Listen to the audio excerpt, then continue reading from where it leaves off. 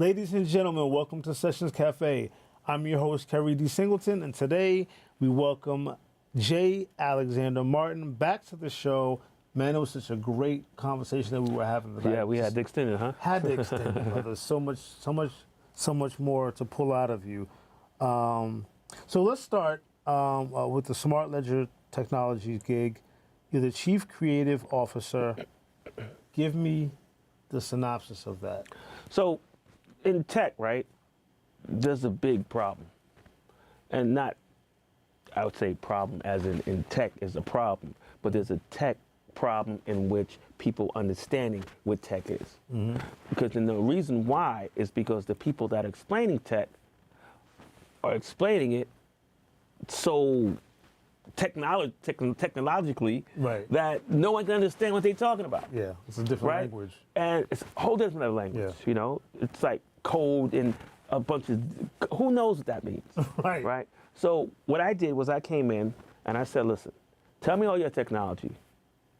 And I break that technology down into bite sizes that people could actually use. Mm-hmm. So one of our patents is a formula in which if you have, let's say, if you have a AI film, mm-hmm. or you do something with AI, or you do something with ChatGPT, mm-hmm. and then you get them to write something, mm-hmm. right? Who owns that? How can you authenticate the fact that you wrote that, or you changed it, or you did whatever? Right. Okay. Right. Because now everything you put into that, it's making it smarter and smarter and smarter. Right. And you're just sitting there getting not smarter, not smarter, not smarter. Exactly. Right. Now, because you're not actually doing the thinking. Right. That's part of it. But second to the point is that who owns it? Mm-hmm. So with YouTube is starting to put up these guardrails in which you can't use these AI things to make money off of anymore. Okay. But I have the technology and the patent in which you run it through my system, and now every time someone uses AI, every time someone uses ChatGPT, this particular thing you go through, and oh wow. Yeah. Okay. Okay. So not just that, but there's other things that I have that help out the world per se. Mm-hmm. But I took all these brilliant guys and I just took what they have and I broke it down to what's really needed. Oh, okay. So they made me the creative officer. Right. The chief creative officer, I should say. And then also, of course, they gave me a piece. Okay. This wasn't actually. Thank you for that information, because I'm sitting there like, what? I'm not the most knowledgeable on tech stuff, which leads me to this next question that I want to ask you that's not in my notes. I'm just going to ask you straight up, and you can just take the floor, brother. What are your thoughts about social media? Yeah. I don't know, 13 minutes is not enough. My thoughts, I mean, it's going the wrong way, because I spoke one with someplace, I forgot what it was for. It was for Spotify. Mm-hmm. I spoke on a panel. And I was basically trying to get the people to understand, you guys are the algorithm. What you push, what you press that like button for, people are gonna believe it. Right, exactly. Right? You have someone that's sitting in a home, not doing a damn thing. Right. And were they trolling someone? Correct. For what? Right. For what? Yeah. What are you getting out of that? Right. Or, I literally was talking to a podcaster, two women that I wanted to put on my platform. Mm-hmm. We were just talking today. I just introduced myself today. We had a great conversation, and one of the women said, "Hey, well, you know, the more provocative stuff we do, the more views we get." And I said to her, listen, I come from the old school. Right. Right? You can't live by bread alone. Right. So you have to figure out two ways to make this happen. Because one, I need to get you some advertisers. Because if you don't advertise, you don't make any money. Yeah, we got views. If it ain't making if it's not, you ain't got enough views. Right. If you got, you'll get more views if you open it up and do more interviews, do more other And things, have more substance. and that have more substance to it, then it becomes bigger, and then you become bigger. Right. But you can't just sit thinking that I got to do all this derogatory stuff just to get a like. Right. So you got to start figuring out what's that's going to be. And they were like, yeah, you know what, you're right. You know, I doubt I'm wrong. Right. You know what I mean? So with social media, I think that there's people know how to move the buttons. I mean, you got somebody like what's his name? And I hate to bring up people's names, but I have to, because he's a master at it. I mean, because you got 50 that knows how to do it. Right. You have not Joe Buttons, from Harlem.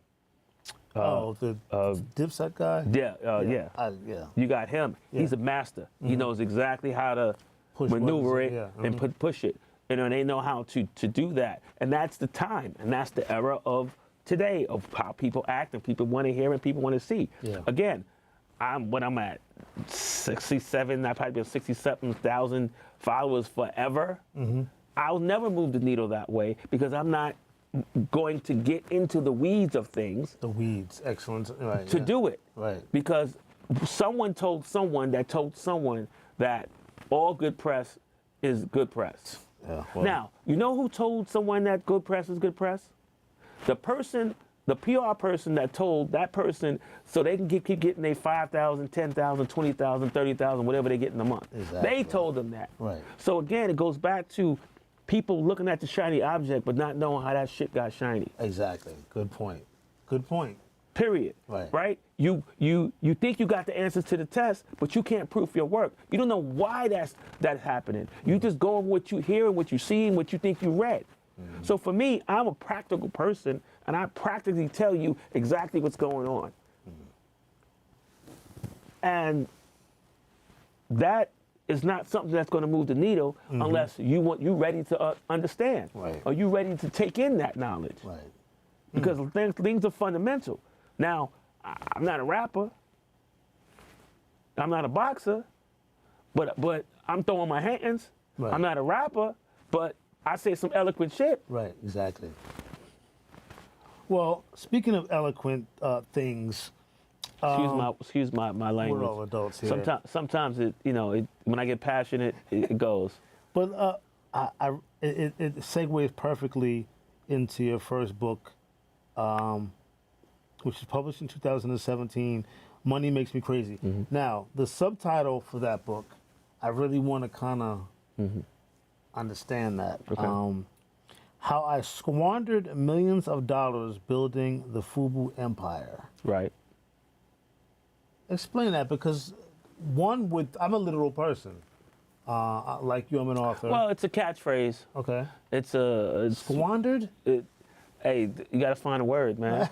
I mean, I'm a semantics. What do you want me to do? Okay. So, you have to have that catchword so you could get people to understand it, because some people know what they've done, but until they see somebody else do it, then they're going to realize that's what I did.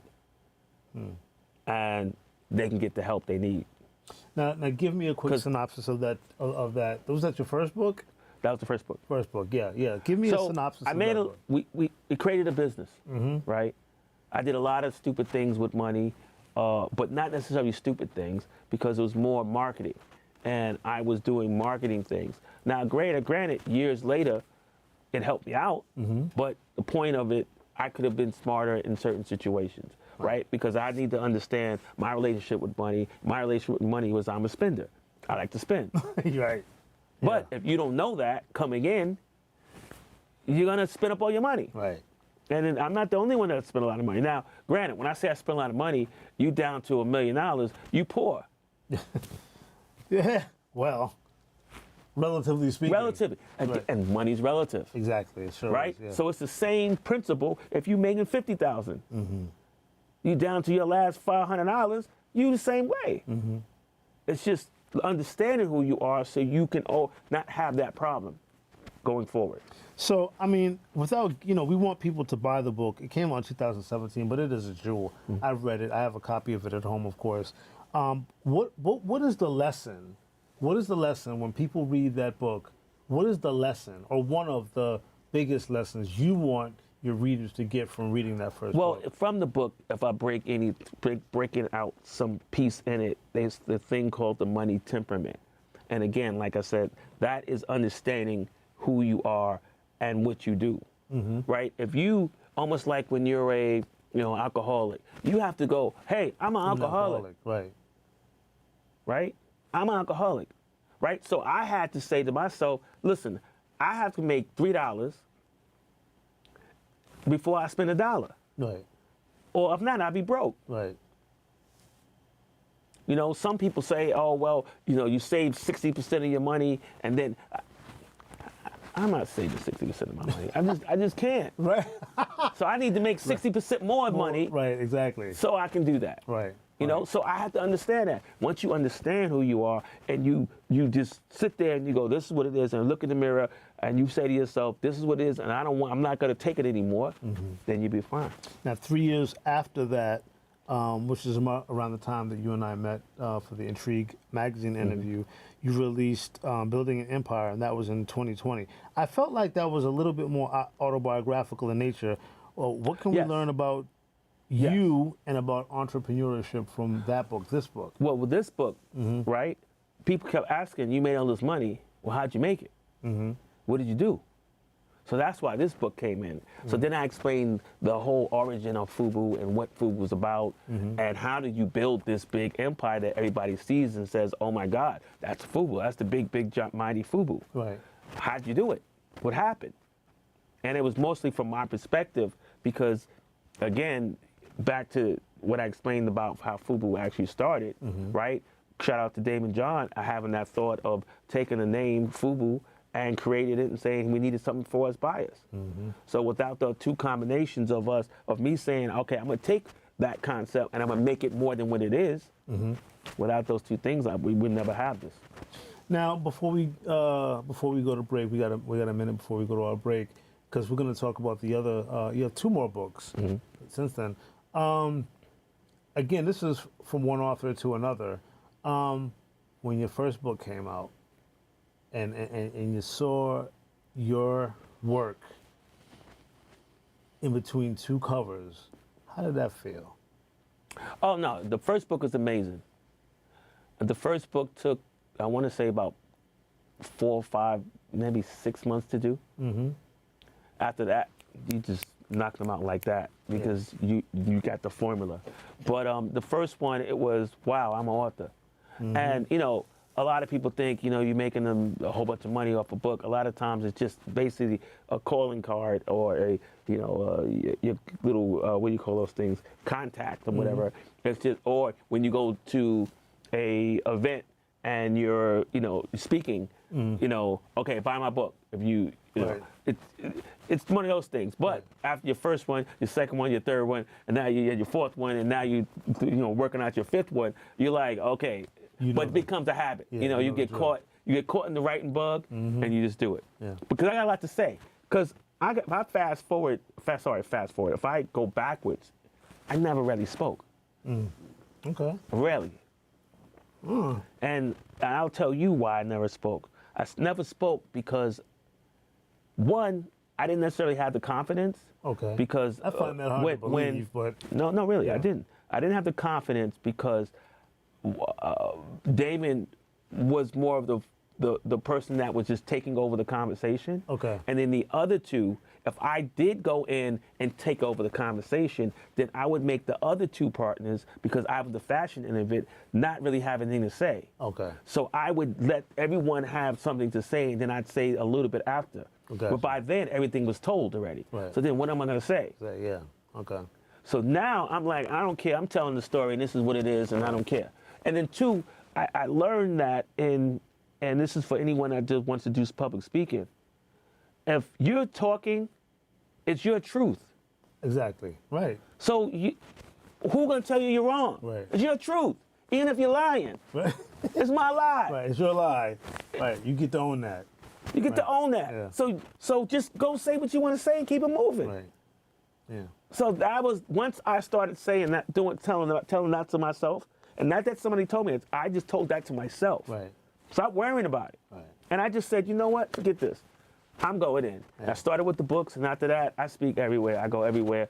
And I'm not a, I'm going to write a script, and I'm going to say this. I'm going to have, these chyrons. No, I say it from the heart. You tell me what we're talking about, or what the premise of it is, the topic, and I go in, and I speak for like 3 hours. So we're gonna hear more from this brother right after this break. I got a lot more questions to ask you. We'll be right back.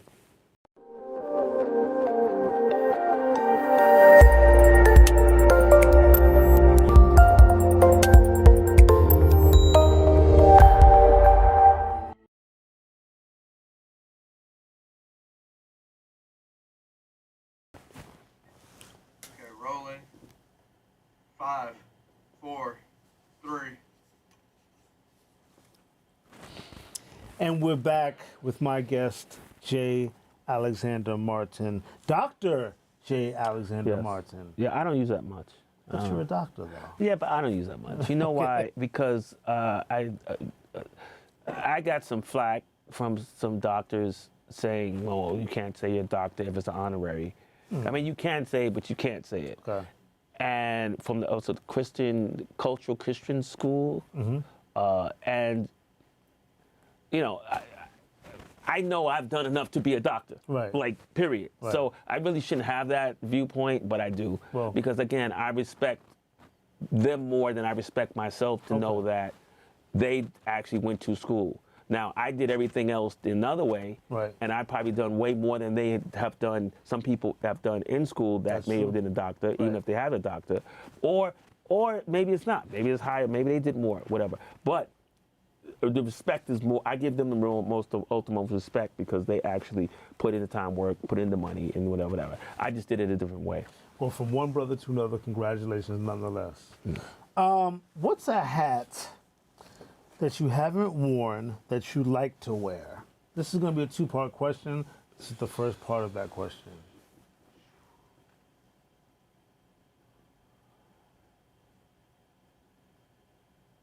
So, this is something that has been being pushed into for years, and it's politics. Okay. And not that I want to actually get into it, because I've been shunning away from it, but I've been, this word groom is kind of wild. Pause, pause when I say that. But I've been pushed and coerced into that, and people have been trying to navigate my steps towards that more so. Okay. And I've never been open to it. I just laughed it off. Right. But I think that if you ask me this question, I'd have to put that into it, because I'm starting to open my eyes a little more towards it. Yeah. But my reluctancy is the fact that I'm a very straight-laced, very to cut and dry, very this is what it is. And sometimes you can't be that way a lot of times. And I'm not going for the nonsense. Right. This is what's going to be. This was not going to be. I'm not trying to mess up my people. Right. My pros will say I'm a liberal. I wouldn't say I'm 100% Democrat, although I respect and understand that. But then again, you have to go across both aisles and be able to talk to everyone. That I can do. Right. But second, what I don't want to do is cut deals to mess up who put me into, or put anyone into a situation where they're marginalized because they put me into that space. So that's hard to grapple with when you see the state of what politics is today. One person is going to, do this, another person is going to do that, only because they're on this side, only because they're on that side. Second to that is, people are using each other as bait to have dialogue and discussion. Right, just to have them fight against each other, to move them out of the way so they can get other votes from the other person. Like, it's a lot. It's toxic, and I'm not a toxic guy. So, but I am a passionate guy, and I do want to help others, and I want to help everyone. But I know that there's a way to help everyone in the middle, right? Because if you tell me I don't care and I don't care about anybody else, then you shouldn't be in politics. Right. Exactly. Yeah. The second part might be a little more difficult for you to answer, but I'm asking anywhere. Are there any hats that you regret wearing that you have already worn? No. No? Okay. Not at all. Not at all. I'm a vision guy. And I got to scoot up for you to understand this one. Because this is a little... Do I need to lean in? No, it's a little tongue. This is a little tongue twister. Okay. Right? So I'm a vision kind of guy. Right? I'm not a goal guy. I don't use the word goal. I don't like the word goal. Okay. Now, some people need goals. It is what it is. Some people need them to aspire to. Some people need no because they need direction and they need to stay in that lane. Okay. And that's it. For me, I look at everything like this. Right? So in turn, if you look at everything like this, all you see is what you think you want. You are not open. Tunnel vision. Tunnel vision. You're not open for anything else. Right. So for instance, I wanted to be in fashion. What I was going to be in fashion, what I was going to do in fashion. I wanted to be a buyer. I don't care. I just want to be a buyer. I just want to be a buyer. After that concept, I said, well, I want to be in anything in fashion. Right. Right? Push towards what I feel and I do better. Right. I do best. It could be now you own a clothing brand. Way bigger than being a fashion director at some department store. Right. I own my own business. I could do my own thing. Yeah.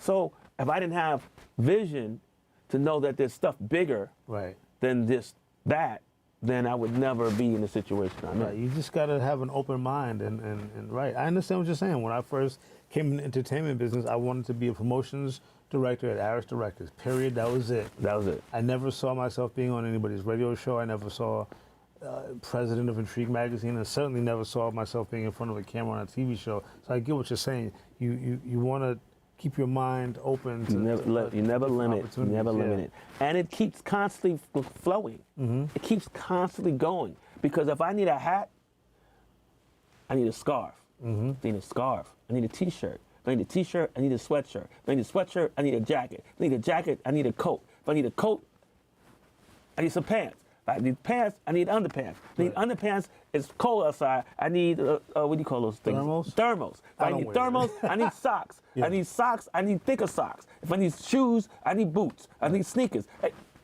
constantly keeps going. So now you have all that. How do you advertise? Oh man, maybe start a media company.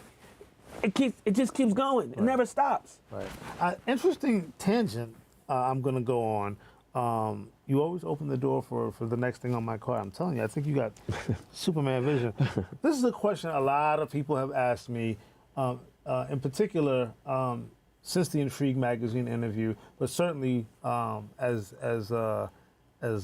discussions of you coming on Sessions Cafe. What's the future of FUBU? Well, From the now, immediate, from 2026 moving forward, what's the immediate future is at the time of we were in between licensors. We've just prior to the new year, got a new licensor. I'm working with them in depth. I've created the new line, which I'm back in the lab, working hard. Great.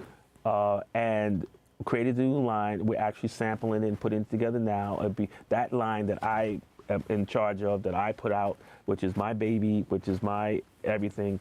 It comes out in the fall. Okay. Back to school. Nice. Prior to that, we're seeding different stores, lower stores, mid-tier stores, and lower stores to get people to just be able to pick up FUBU, just to get people reacclimated to the name, reacclimated out. So by the time the summer ends, you'll be ready to buy the premium high-end line. Nice. So we're talking about premium high-end. I'm talking about all the bells and whistles, high-end super stuff. Nice. I mean, we've always been around. It's just, online. See, there's another conceptual misconception, if I could use that phrase. Yeah. Right? Of online business. Because if you don't get enough people to fancy or to look at or get enough hype, so people, or do enough dumb stuff, because that's when people are doing dumb stuff or doing whatever, or get into trouble or doing whatever, so people can go, oh, by the way, let me go look at that FUBU stuff. So right, because you can't, right now it's online, where is it? Nowhere is it. Right. I don't see it. I don't see it. Yeah. But when you go to the store, you see it. Right.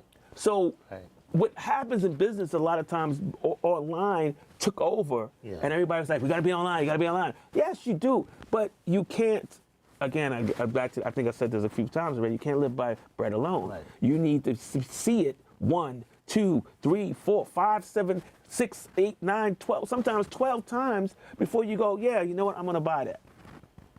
And I'm talking about from advertising, from all the way down to everything. And that's just real business. But what we see on when we go back to your question, when it came to the other episode, when it came to social media, but what you see is what people getting on and saying things that aren't true. Right. They heard something, they go, Or it didn't. or it didn't, just made it up. or it just made it up, Right. and it's saying this is what it is. Right. There's no discography. What did you do to be able to tell me that that's what you did? That Exactly. you had that right answer. Right. And they'll just go, and they'll have 300, 500, 20,000 people following what they're saying, Exactly. liking and whatever. And I'm sitting there like, that ain't right. The state of the world. And I shouldn't have said that ain't right, but I'm trying to speak to the actual people and meet them where they are. Right. That ain't right. And you know, in the same tone, Jay, I know you got a lot going on. Let's talk about your other 2 books, though, because I only had the first 2 at my home. Let's talk about the other 2 books that you've put out. Well, The Strength of Forest Bias, and again, that was the LL situation, not just the LL situation, but that's every person that used the strength of forest bias, and I'm basically describing and telling, you know, people how to tap into that so we could be a stronger unit. Yes. Recently, my publisher has changed Okay. to Simon and Schuster. Okay. So all my books will be redistributed out Congratulations, man. through under their blueprint. Yeah. So now there'll be way bigger, Right. way bigger distribution, way bigger everything. Broader distribution. Yeah. Right. It's very important. And this last book, which is Consult to Conquer, I did a lot of consulting.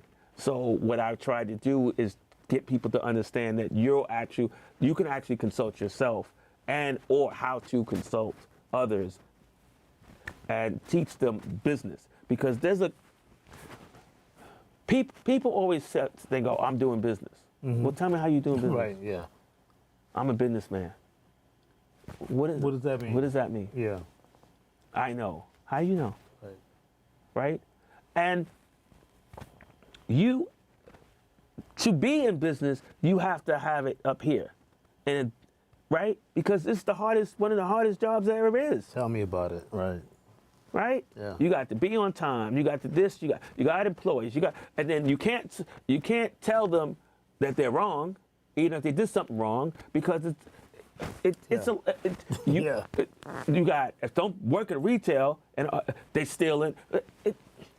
Or their problems are your problems, right? But you can't have problems. Right. No, you can't. You can't. Right? So you have to understand your business style and your management style and how you're going to, deal with people and how you're going to get respect and command respect. Everybody wants your job. Everybody wants to be you. And sometimes you just go home, it's like, oh, I got to just take this off and not be me for 5 seconds. Right, exactly. I feel your pain. So, again, that's what that last one was about. We got about 10 seconds. 10 seconds. What's new for J. Alexander Martin now in 2026? Forest Bias Network app coming out.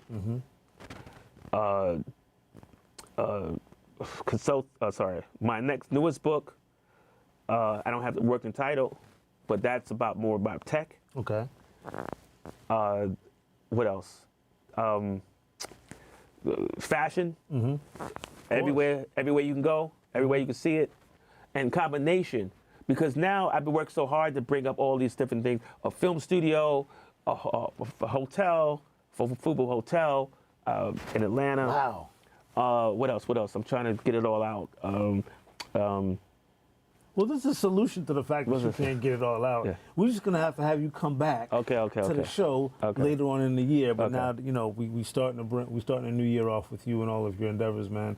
And as a person that looks up to you, and I mean that from the bottom of my heart, I want to thank you for sharing all of your knowledge and your thoughts and your passion here on Sessions Cafe TV show. I hope you'll come back. I'll come back. I'll come back definitely. Give us an update on what's going on. And again, what I was trying to do is just assimilate. And when I say assimilate, I mean it in the frame of all these things work in contingent with each other. Correct. And if, like you said, you need all these parts. And finally, 2026, I have all the parts put together, and now you're going to see a mega company. And all 4 of these books was not a trilogy. It's I don't know what a 4G is. I just made that up too. But again, it's all comes together. And you're going to see in 2026, everything comes together. All my madness, all my hard work, you're going to see. And we're here for all of it, brother. We'll see you all next time.